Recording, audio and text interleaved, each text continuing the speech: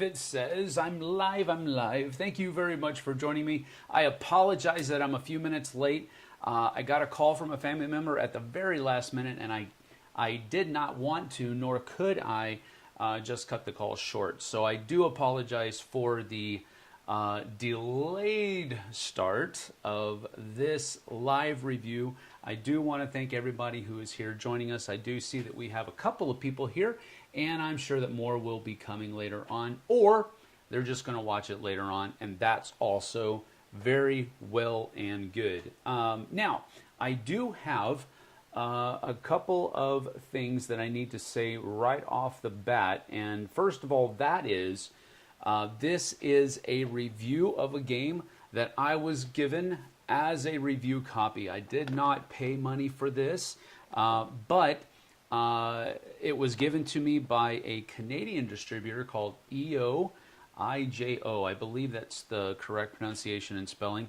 When I was up in Calgary for the Calgary Tabletop Game Day back earlier last month. So I do want to make sure that's absolutely out there in the open. This is a review copy that I was given for review, and on top of that, it is also a game that was pretty high on my list of games that were coming out at Essen that I was interested in taking a look at. Now, whenever I look at a game, whenever I look at the box art and all of that kind of stuff, sometimes it's a surprise on how small the box is. Sometimes you're like, wow, that looks awesome, and you're thinking, this is going to be a huge box and it's going to be amazing, a big footprint, and this is not that. It was surprisingly a small box, but at the very same time, be careful, as the saying goes, to not judge a book by its cover, and we'll get to more about what I mean by that in just a few moments. Kabuki Kid is here. Hello, hello. Good to see you. We'll find it in our hearts to forgive you. Thank you so much. I appreciate it.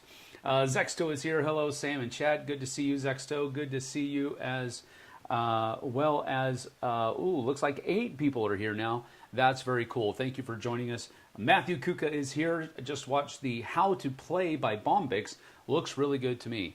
Well, that is awesome. Well, you're going to have to sit there bored for a little bit as I explained how to play the game then. One of the people that I was talking to over the weekend, is I actually took this game with me to PAX Unplugged last weekend, and while I was there, I got to teach it to no less than 3 different groups of people. So I got to play the game 3 more times while I was there in Philly, and that's really cool to me, and it's one of the reasons why it's the first one I'm reviewing when we get back, because it's really fresh in my mind, all of the different experiences that we had over the weekend and what people were saying. So what I will say is that I don't think there was a single person that I taught this game to that did not enjoy the game. So that speaks volumes, probably more than anything that I will say in my opinions of the game. That speaks volumes. I think I taught this to, let me see, I think one of them was a 3-player game, so that's 2 other people, and then the other 2 are 4-player games, so that's 8 different people altogether. Again, that's a super small subsection, but you understand what I'm trying to say. 8 different people loved this game, and during the 3 plays that we had of it, and so that's saying something. So I was able to do that, and I've played it in all of its player counts. So it goes from 2 to 4, and I've played it as a 2-player with my wife Jessie when we were just learning how to play the game. And then I also played a 3-player game of it with a couple of gents while we were waiting for our flight back to Seattle in the Philadelphia airport, Armando and Isaac. And then I also taught it 2 more times. Once was with a designer and husband and wife combo, and Jason Levine from the Dice Tower. He's the one that puts together the Dice Tower cruise. And then I also taught it to my buddy Jim Pridgeon, Vernon Piper, and Jim's friend Jason. I don't know Jason's last name. It's not Jason Levine. So I taught it to these different groups of people. So these are not lightweights, I guess you could say, in the board game industry, where we were all pretty savvy board gamers, and we all really had a great time playing this game. So that does say a lot. Let's see here. Kabuki Kid says, I need to go to PAX U. It's not all that far from me, a couple hours away or closer. It is a good convention. I will say this, and we'll get into the game in just a few seconds. I will say this, PAX Unplugged, I had a lot of people telling me that it just wasn't as good as it used to be. And I know that they made some, well, I know from what people have told me that from their point of view, they made a lot of lackluster decisions during the COVID years and didn't respond well to how the industry was shifting and churning, and during those 2 years that we were kind of not knowing what to do as far as large group settings were concerned. And so a lot of people were telling me that just PAX U just wasn't what it used to be, that it's really been down. Well, I heard from Berkey at the Game Toppers booth that they were reporting a 25% increase in sales as far as attendance was concerned. And I have to tell you, the vibe at the convention was pretty daggum good. And I didn't see any negative interactions. I think PAX really handled a lot of the larger line, the Lorcana. We didn't have a Lorcana stampede. We didn't. Now, there were long lines, and there were, I guess, maybe there were situations, but I didn't hear about any of them. I didn't witness any of them either. The exhibitor hall was laid out well. There's lots of room to walk around. Didn't feel cramped or anything like that. The gaming area, the open gaming area, was humongous. They had also a humongous new game area. Zulu's Board Game Cafe was there with a crap ton of Essen releases. So, and I got to talk to Matt there from Zulu's, and he's just, he's always thinking like he reminds me of a chess player. He is always thinking like 3 steps ahead, and it's really just a great time to talk to him. But anyway, so it was a great convention. So if you can get to it next year, I'm thinking they're either back on the right track, or some of those stories that I heard about it not being as good as it used to be were conflagrated. Is that the correct? Embellished, maybe, is the better word. Let's see here. Seems like volume on the right channel is low, just me. It might be a little bit low. I am using a shotgun mic for one channel, and I'm using my lapel for the other channel. So I don't have a sound tech here with me that can boost and all of that kind of stuff. So I apologize if that's the case. Let's see, but thank you for the feedback, David. Hi all. David, for me it is left channel, but yes, mostly from one channel.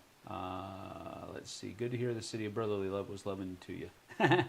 Really looking forward to getting my Game Topper pledge in January. Yes, I was very good to have had a great time working for Berkey at the Game Toppers booth. I was there with Love Thy Nerd, and got to stay in the same Airbnb as the rest of the LTN guys, and had great fun seeing Matt and Bubba and Luke, and I got to meet a bunch of other guys. Got to spend a lot of time with a guy by the name of John as he was headed back to his. We both had to go back to the airport at the same time, so it was just a great time. All in all, I wish I would have had a little bit more time to walk through the exhibitor hall, but it is what it is. I made a lot of good contacts, and what I'm going to be doing here later on after this is emailing those contacts and keeping up contact with them. So it was a good weekend with a lot of positive things that happened, and not a whole lot of negative things. So with that being said, we're going to go ahead and get into this. We are talking about a live review of Knarr. So if you do have any questions, save them. What I'm going to go ahead and do is, as I would with any review, I'm going to give a basic overview of the game. Now, I might leave out some minutia, and that's generally because I'm not teaching you how to play the game at this point. I'm simply giving an overview so you kind of understand how the game plays, so that when we get to my final thoughts, my pros and cons, you kind of understand why they were pros, why they were cons, and why so that my final thoughts make a little bit more sense. Okay, so we will say that. Sniper Gotcha is here. Hello, Sniper Gotcha. Good to see you. Thank you for joining us. Zexto says, hope Game Topper at some point will come to Europe too. That is killing us here on Kickstarter. Well, that is... there is nothing that we over here in the States can do about it. It is all about what those European countries charge as far as bringing things into the country, and we're not really any different on this side. When we have to order something that's produced or made in the EU, then we get hit with those taxes kind of on our side of the boat. So we get it, we understand, but there's not a whole lot that Berkey can do about it other than try to expand into Europe, and that's a big pill to swallow. So he is, without saying too much and without letting any cats out of the bag, he is doing and working on a lot of new and improved things that are going to hopefully reduce costs, make the product a little bit easier to get a hold of. So he's working his tail off, trying to do everything that he can to make that work. So hang with it, and we'll hope to be able to. They'll hope, I guess, be able to have a larger reach in the future, but who knows? That can be mean. That is correct. That is correct, Kabuki Kid. All right. So as we get into it, here is Knarr, and it is a small box. It's not big at all. I would not go so far. I would call this a backpack game because it will definitely fit in your backpack, and it does have a smaller footprint than many board games, but I wouldn't say a lot of board games. It does have.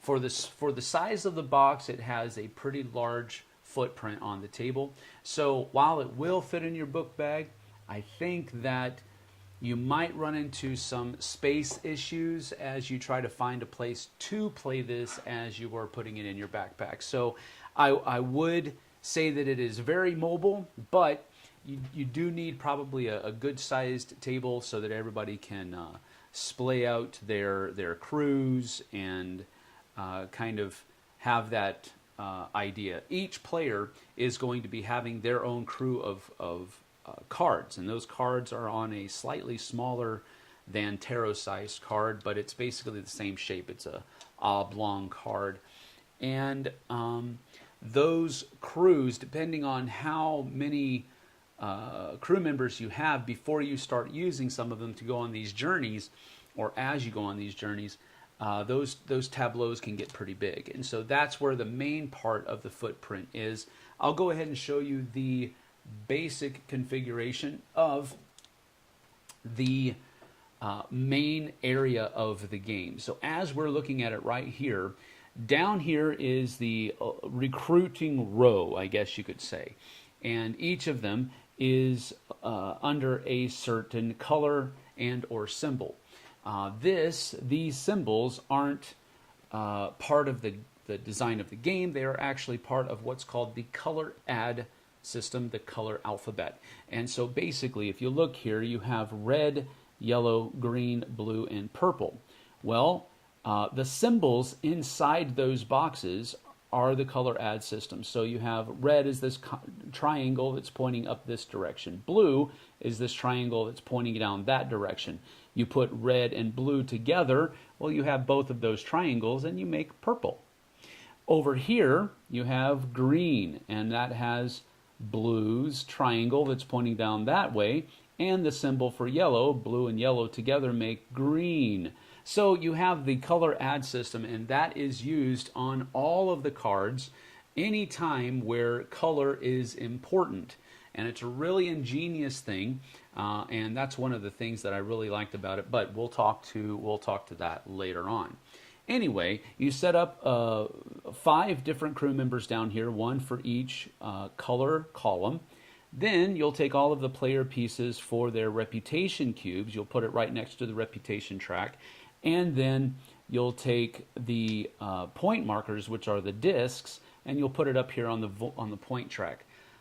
The goal of the game is to race to get back to 40 points as quickly as possible. The first person to reach 40 points triggers the end of the game.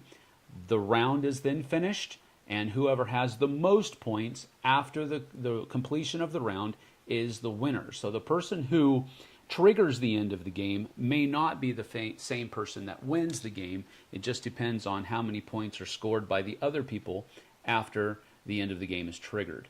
Up here you have 2 rows of journey cards. You have a simple exploration, I guess you could say, row here denoted by the A's in the boats.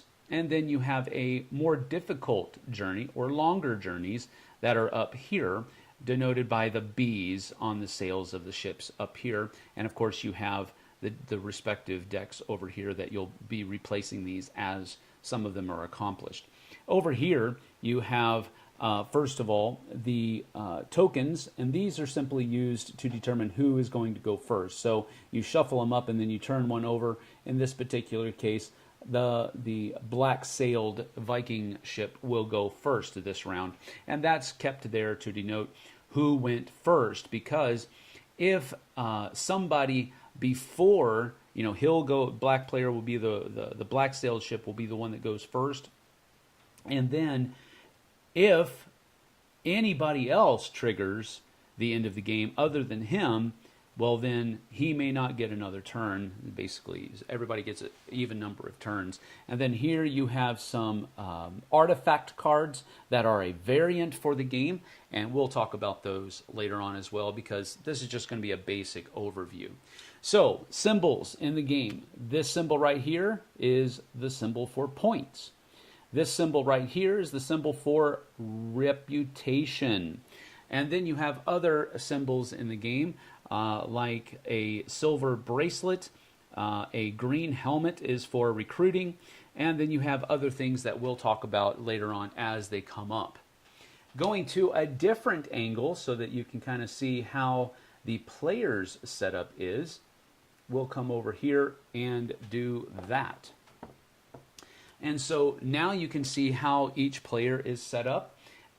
First of all, down here, your player board tells you exactly what you take. You first of all take 2 crew members that are not the same color from the deck, and those are your starting crew members.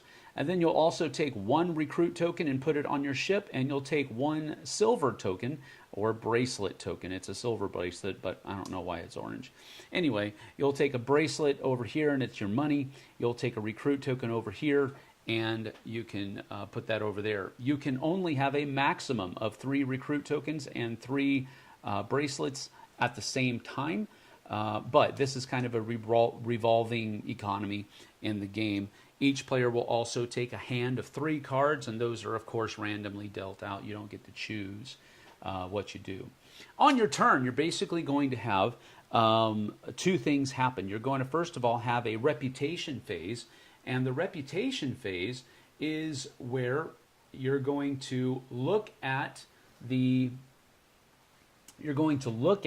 reputation track here, and if your marker is on any of these spots that, or basically it's a barrier, if you have broken any of these barriers that are out here, then every turn you get, you're going to score that many points. So if you've only broken this barrier, then you're going to score 1 point at the beginning of every single turn. If you've broken this barrier, you're going to score 2 points at the beginning of every turn, and so forth and so on.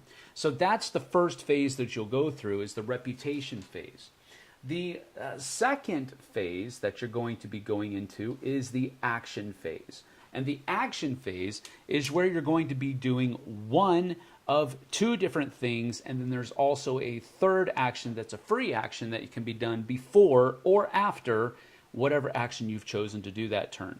The first action that you can do is recruiting, and that's where you simply take your hand of cards and you're going to be choosing one of the crew members to put into your crew.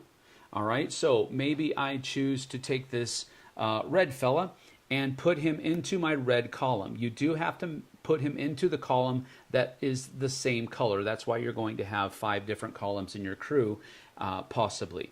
When you place a new crew member in your crew, you're also then going to be able to get the resources that all of the cards in that row get. So, for example, you have the point symbol and the bracelet symbol here. So what that means is I'm going to add a bracelet to my ship, and then I'm also going to get a victory point over here on the point track. Once I have gotten all of the resources that the cards in that column give you, I'm then going to be able to go over and choose a card from the from the board that matches the column of the card that I played in my tableau. So I played a red card into my crews, and so from the red column, I'm going to take that card and add it to my hand. So you're usually going to have 3 cards in your hand. But it's important to note here, the card that you play is the color of the column that you go to replace the card. So you maybe played a red, but like, for example, in this case, the red column had a blue crew member in it. So there's the case. The card you played is matched to the column, and that determines what card that you're going to put into your hand. And then, after the end of that, you're going to replace a card, the crew member that you took. So that's the recruit action. Now, during the recruit action, one of the things that you can do with your recruit tokens is you can spend 1 recruit token, and instead of having to take from the column of the color card that you played, you can take any card that you want. So that's one way you can use a recruit token, and we'll talk about another way that you can use a recruit token later on. So that's the recruit action. The second action is a journey action. So what that basically means is if we come back here to our player tableau, then you're going to be able to see that you have people in your crew, and you also have some recruit tokens. What you can do during the journey or the explore action, I can't remember what they actually call it, explore. It's the exploration round where you're going to be coming up here to get some of these cards. So at the top of the cards on this side is a requirement of crew members that you have to have in order to go on that on that journey. So here you need 2 purples. Here you need 2 reds. Here you need 3 crew members that are not the same color. So 3 unique color crew members. Up here in the longer journeys, you can see that there are a lot more requirements, but the rewards are a lot better as well. So to basically explain this, if it comes back around to my turn, I have 2 red crew members in my crew.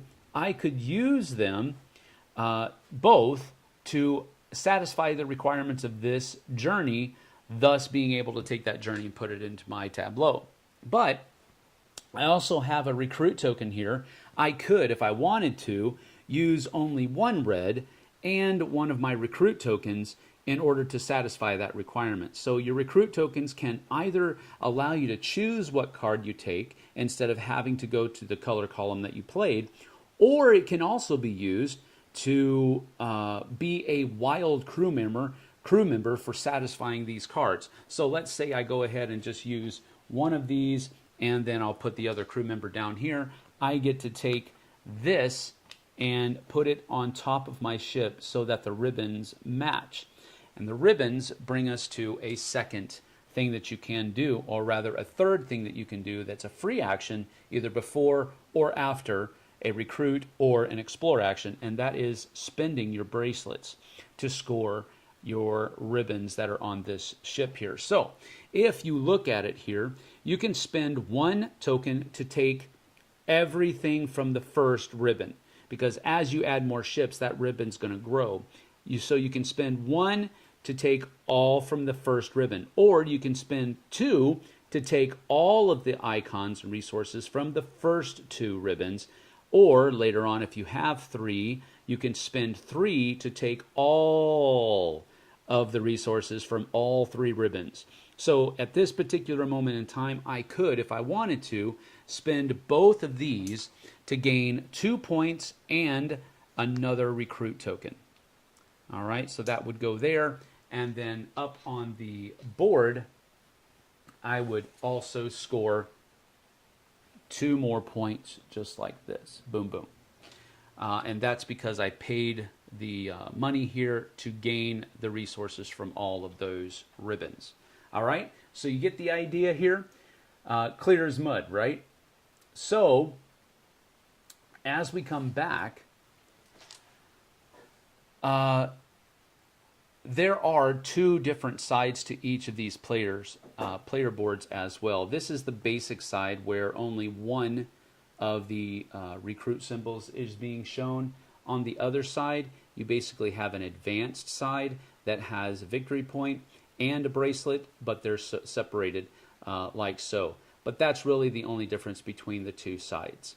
But I did want to notice, I did want you to notice that. So there you have it. Once this journey card has been taken, another one is replaced, and then the next person takes their turn. There's a number of different things that you can do here. For example, in one of these more long journeys, you can see that we need 1 of each color. But on top of that, the rewards are quite stupendous. You get 4 victory points, you get a silver, you get a recruit symbol, you also get a reputation, and this symbol here means that you're going to take the top card of the recruit deck and just simply add it to your crew. But when you do that, you don't get all of the rewards, but you do get kind of like a free crew member there, so that's pretty cool. This one, however, as you can see, gives you 7 victory points, and it also gives you 2 reputation, which means that you'll move your reputation twice on the track, which means that you're probably going to be generating more points later on during the course of the game. So as you can see, you're basically recruiting new players. You're recruiting new crew members. You're using those crew members to generate resources, and then you're going to be using those as you place them out, and then you're going to be using those crew members to go on these different journeys here in order to score points, get more resources, more reputation, and all that kind of stuff. And all of that is churning to simply give you more victory points on the main board. And then, as I said earlier, the first person to cross 40 points triggers the end of the game. At the end of that round in which it is triggered, whoever has the most points at the end of that round is the winner. And that's pretty much the entirety of the overview for the rules. That's basically how the game is played. It's not a difficult game at all, but there's a lot of nuance to how the game plays and that kind of thing. There is one more aspect that I didn't really touch on here, and that is the artifact cards. So these artifacts, basically, there are 1, 2, 3, 4, 5, 6, 7 artifact cards in this deck, and basically you'll simply shuffle it at the beginning of the game, and you'll turn one over, and once you turn one over, it stays in play for the entirety of the game. So, for example, this card here says that once a person has all 5 columns with a crew member in their tableau, then they will be able to take a bracelet, a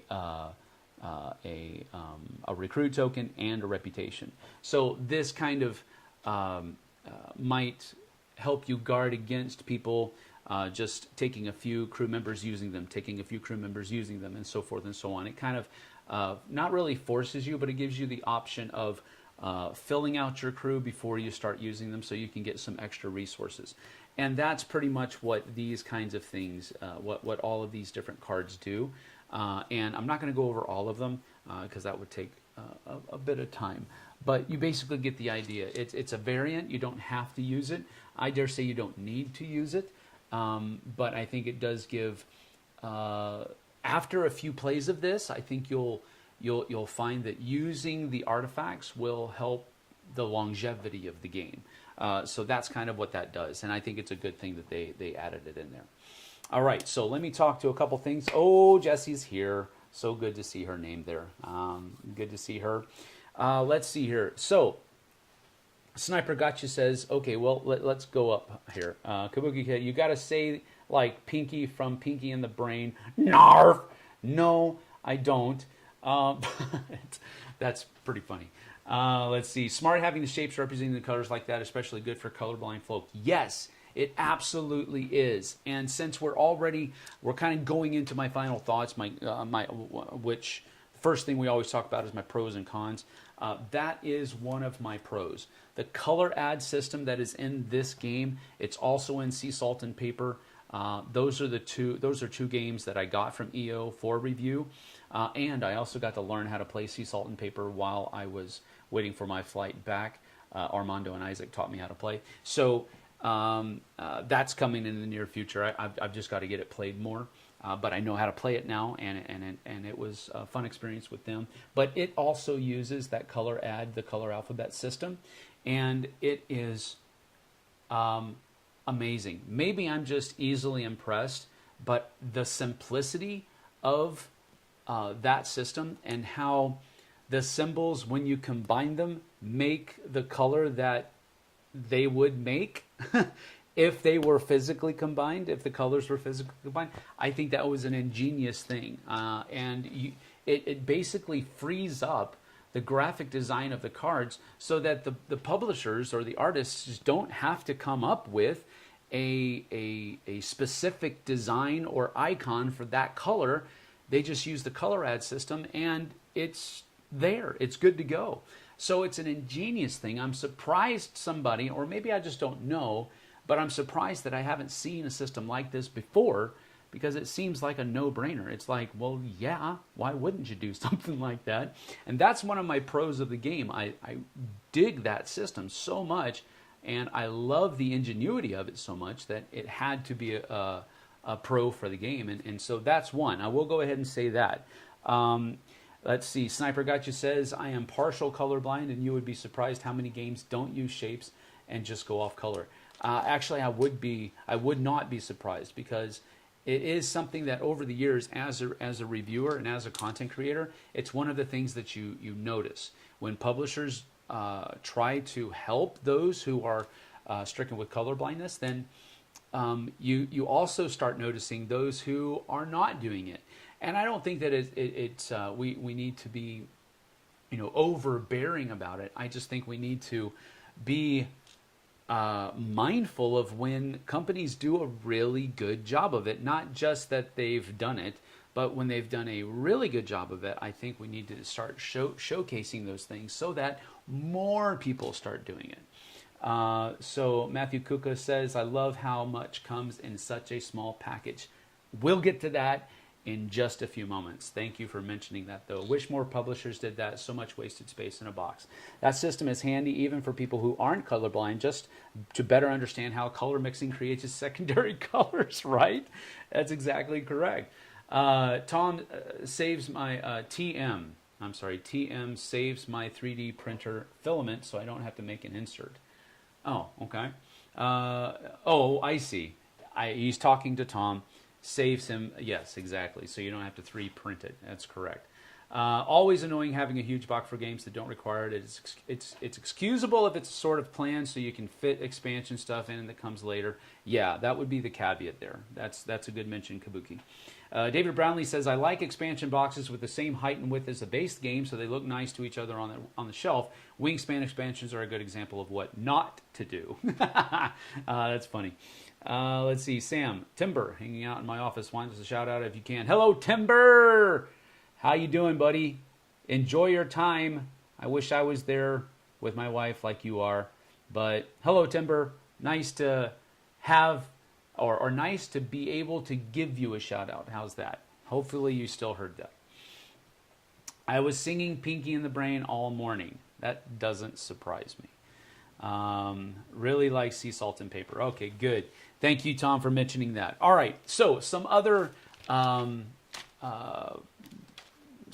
things. First of all, this is a 2 to 4 player game. I didn't mention that earlier. And usually games take about 30 to 45 minutes. So it's not like you're going to be laboriously working over this board for like an hour trying to churn out 40 points. No, it's pretty quick. And if somebody has a pretty good engine going, then it could be even faster than 45 minutes. But usually right around 30 to 45 minutes is how long you're going to be playing it. It's for ages 10 and up. I could see that. I could see a 10-year-old being able to play this game. I don't know that they'll grasp all of the different nuances that the decisions create, but I think they could handle it. I think they could play it. So with the pros. First, and I've already said it because it was brought up, the color add system is an amazing system. I love it, and I hope that it catches on to more games, because I think it'll help graphic designers as they're designing how the card layout's going to be. I think they're going to help that. I think it's going to save them time, because it's not going to require them to come up with their own icon for all of the different colors that are in the game. I think it's just a great thing. I hope it catches on. So that's my first pro. Second pro is it is a Viking themed game. You knew that was coming, so don't give me any guff about it. It's a Viking themed game, but I'm also throwing into this one particular pro. It's a Viking themed game with amazing artwork. Now, the artwork is not the gritty, what I would probably consider more realistic Viking artwork. It is rather romantic because you have very clean individuals. You have very model-esque type individuals that are being depicted as being the Vikings here. Not to say that I think that Vikings would be necessarily dirty or ugly, but they were sojourners. They were people who lived in huts and tents. And again, I've seen some of the Viking architecture. It's nice stuff, but it was also a long time ago. You know, they weren't necessarily taking showers all the time, and they didn't have Bic razors and all that other kind of stuff. So you get what I'm saying. It's a romantic depiction of Vikings, but the artwork is great. So that's my first pro. It's a great Viking theme, and it's a great artwork in the theme. So that's that. Number 2, iconography was simple and it made sense. All right. They didn't have 15 million icons that you have to memorize before you can actually understand what you're doing in the game. They basically just had very simple icons that were already recognizable from other things that you already know. Do you know a little bit about math? Okay, well, yes. You know that the equal sign with a cross through it means that it's not supposed to be the same. It's not supposed to be equal. The equal sign means that it's the same. It's equal. All right, so those kinds of things. A card silhouette with a plus symbol in it. Okay, that means I get a card. The only thing I have to learn is, where does that card come from? And what do I do with it when I get it? Those kinds of things. All of the symbols, there are basically 4 symbols in there. Points, the bracelets, the recruits, and the reputation. And then there are the point, the extra card symbol, and then you've got the not equal and equal signs. That's it. That's all the icons, and they all made sense. You know, they all made sense. It wasn't conflagrated. It wasn't too stupid or difficult. Sorry, I used the stupid word. I shouldn't have said that, but just how I feel about it. When you add too many icons into something, it just makes it harder to remember everything. Or maybe it's just my brain that's going, but I struggle sometimes with iconography because there's so much of it. In this, there isn't. So that's a really good thing for me. It's simple and it made sense, the iconography.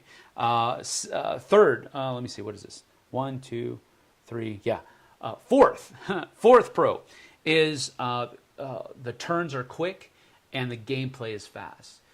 This is one of the games where it feels like in the beginning it's going to go chung, chung, chung. It's going to be very slow. But then after everybody gets up above 10 points, it's like boom, boom, boom, boom, boom. And the point just keeps going up and up and up and up and up until like somebody hits 35 and you're like, oh crap, I've got one more turn left. So it's the turns go really, really fast. That's true throughout. But once everybody starts getting some points under their belt, it starts really churning and it starts really going fast. So quick, fast gameplay, quick, fast turns, and it really, there's hardly any downtime at all. And even if there is a little bit of downtime, there isn't a whole lot of it because you sometimes wish that you had more so you could figure out what you really, really need to do. But quick, fast gameplay. Fifth pro here, simple mechanisms that yield meaningful choices and strategies. And I thought that this was a little bit more of a simplistic game than I originally thought. And then I played it with Jason Levine. And Jason Levine basically was hovering right around between 5 and 10 points for quite some time. The rest of us had kind of rounded 15, and a couple of us have even rounded 20 points. And Jason was just like all the way back in last place. And I even haughtily and proudly said, wow, Jason Levine, he's kind of off his game today, everyone, because he's in last place. Well, stupid old me should have kept my big old fat mouth shut, because at that point, Jason was like, oh yeah, afterburner time, baby. And he begins to demolish us. Now, it was still a close game because, as I said, he was the first person, and everybody else gets to finish out their round before the game ends. He did trigger first place by getting up to like 45 points on his last turn. And then we weren't able to defeat him. But it was like 45 to 41 to 38 to 37 or something like that. It was a really close game, but that's how the game goes. And to me, that tells me that there is good, because he's a great strategist. There is good strategy. There are meaningful choices that are being made. You're not just top decking cards. You're not just doing this or that.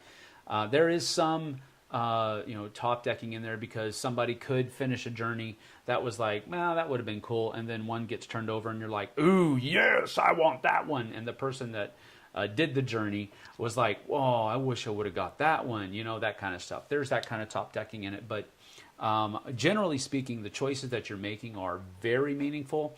And there's a lot of really rich strategies that you can make as far as choices are concerned. My last pro, and this is kind of just a personal thing for me, it felt a lot to me, and it still does, as kind of like a Champions of Midgard light. Because there's a little bit of resource management in there. You're building up your crew, and then you're sending that crew on journeys to try to get fame and glory and points and all of that other kind of stuff. It feels to me, and I might just be crazy, like a Champions of Midgard light. That's one of the reasons why I had Champions of Midgard sitting up here behind me, because it carries that same vibe for me, but just on a very more reduced level as far as complexity is concerned. So those are my pros. There were 1, 2, 3, 4, 5, 6 of them. That probably transmits or foreshadows what my rating's going to be. But 6 pros for the game. The one con that I really have, and that has to do with this little guy right here. The reputation cubes are just slightly too big, or the track is just slightly too small. Now, the reason I say that is because they do actually fit right there inside each little square. Almost perfectly.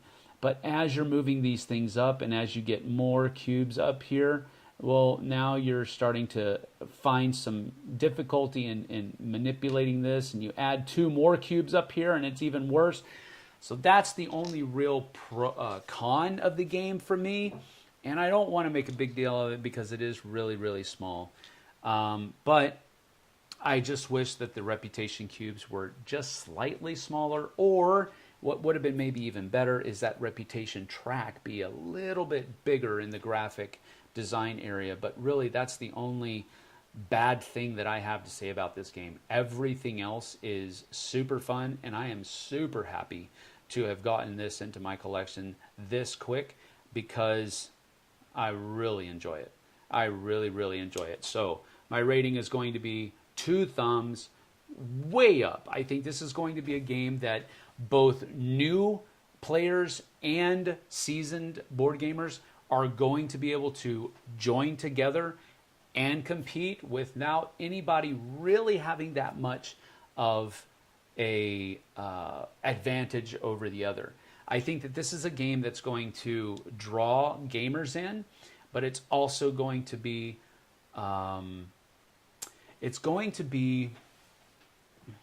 not intimidating for new players, because generally speaking, it's just a card game. And when you say that it's a card game and you don't say that it's a board game, that there's like a different level of intimidation there, and it's much, much lower. It's a new game. They're going to have to learn new rules. There is an intimidation factor there, but it's not like, you know, Flamecraft with a sprawling board and a lot of components out there. And again, Flamecraft isn't that difficult of a game either, but I have seen people be intimidated by it. And now, once they've gone through a couple of rounds, then they're like, oh, okay, I got it. But this one, I think, might be even more palatable for new players, and it's also going to hook some of those old gamers as well. So I really think that this is a great game, and it's great for, I think, what the hobby needs, and that is a strong community that is constantly bringing new people in. I really like that. So that is 2 thumbs way, way, way, way, way up. Let's see here. Okay, you guys are, all right, let's see here. Made his day. Good. I'm glad. Good, good, good. Okay, that really messed with me. I'm here working and hear you yell out timber, and my name is Tim Burns, and made me stop for a second. Sorry, Tim. I appreciate that. Wait, Sam likes Vikings? Yes. The artwork does look great. Stinky Vikings, the game. Interesting. Yeah, games with player aids with like 50 explanations for the iconography maybe means you have too much iconography in your game. You are correct, and those exist. Absolutely true. Con, the Vikings are too clean. That's not really a con. It was it's just a romantic view of Vikings. That's all it is. It's not really a con. Yeah, less cramped tracks are always appreciated. That is absolutely true. Double-layered board would be nice. Oh, Tom, I hear you. I really love double-layered boards. I really, really do. I don't know that it's necessary here. Even these player boards, I don't think they even need to be double-layered, because it's just double-layered boards are really expensive for production. And I think that in and of itself is antithetical to what this game is. I love double-layered boards. Do not get me wrong. But I think it would be overkill in a game like this, and I think it would elevate the price of the game enough to make it unappealing to some people. Now, a double-layered track for the main board for the Reputation, maybe, but I think the problem would still be solved, but with just a larger graphic for the Reputation track. David was thinking the same. Jesse says, I really like this game. It's fun. I want to teach our kids. I do too. It just got the Jesse seal of approval. Yes, it did.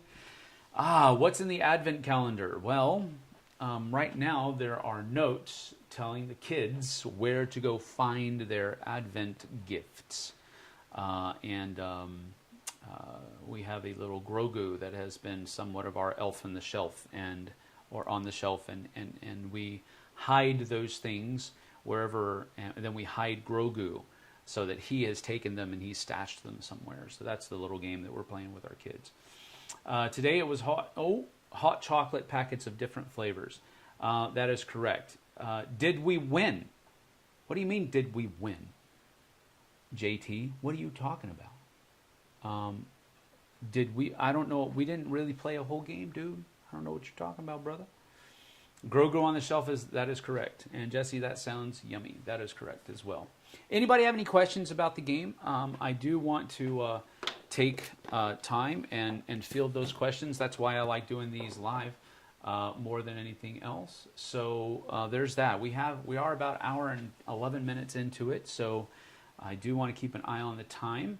I will be adding in the timestamps after we get done here so that people who watch later on will be able to go to what they're looking for. But that's pretty much it. This is a great game, and I wish I'm curious. I'm going to look it up real quick because I'm curious what other games Mr. DuPont has been involved with, because that's just one of the things I like to look up. So Thomas DuPont. There we go. Let's see who we got here. Thomas DuPont, Codex Naturalis, Carta Ventura, Vinland, Oklahoma, Rush Out.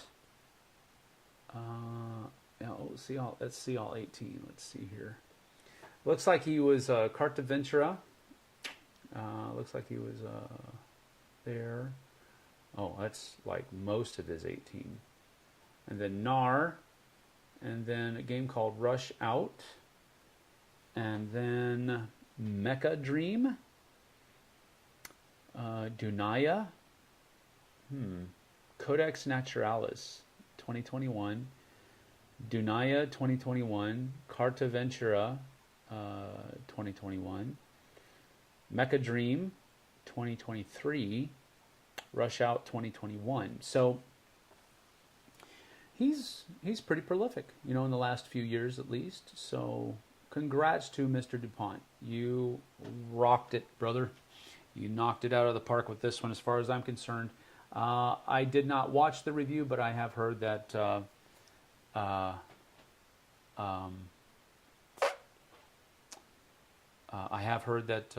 Dice Tower boys liked it as well. Heard that Jason told me that Z really liked it. I saw their tagline was Vikings love victory points. That's probably true. Let's see. No questions from me. It all seemed clear. Thank you for that. Appreciate it. Tom says, where would it fall in amongst your favorite Viking games? What is a Grogu? Grogu is the baby Yoda from the Mandalorian TV series, JT. Live in the now, dude. Let's see, Matthew Kuka. Too bad this is sold out and won't be available in retail February 2nd. Well, I don't know where you are. I don't remember where you are, Matthew. But here in you're not in. I don't think you're in Australia. No, you're not. I can't remember. Anyway, I would imagine with Bombix being part of the Asmodee engine, you're gonna get more copies. And February 2nd is something else. Pandasaurus is bringing it over to the States. So that's a cool thing. EO, distributor up in Canada, had it. And so maybe, I know that, I think I recall that Pandasaurus already has it for pre-order on their website. So maybe you can go there. Careful where you put the comma there, Tom. I don't know. I don't know what the... Oh, I see. Okay. Let's see. $24 looks so reasonable compared to Kickstarter Game Found offerings. You are absolutely correct. Yoda is the best part of Star Wars. I can say that. Oh, I'm in Michigan. Oh, okay. Well then, yeah, you're going to be able to place that pre-order, and yeah, you are going to have to wait. That's just the way it is with games that are published in other countries, and you have to wait for them to become available in ours. But yeah, I don't know how. I guess you're saying that it's already the pre-orders are already sold out. I could see that happening as well. I would still you know, keep your fingers on that pulse, because I would imagine that other distributors and stuff like that are going to get their hands on it as well. Sam thinks Yoda is boring. Boo. I do not. I never said Yoda is boring. I said that the Dagobah scenes after a while became boring. That's it. I don't think Yoda is boring. JT Baby Yoda sounds better than JT Baby Yoda. I swear, JT, bro, you crack me up sometime. Let's see. Oh, my Marvel Zombies Kickstarter just got here. All right, we'll see you later, Sniper. Gotcha. Enjoy that. JT's been enjoying it quite prolifically. So that's that. All right. Well, we're going to get on out of here. Hour and, let's see, how long? About an hour and 16 minutes. So yeah, hour 15. That is Knarr from Bombix. Thanks for joining me. We'll see you guys and gals on the flip side. Take care.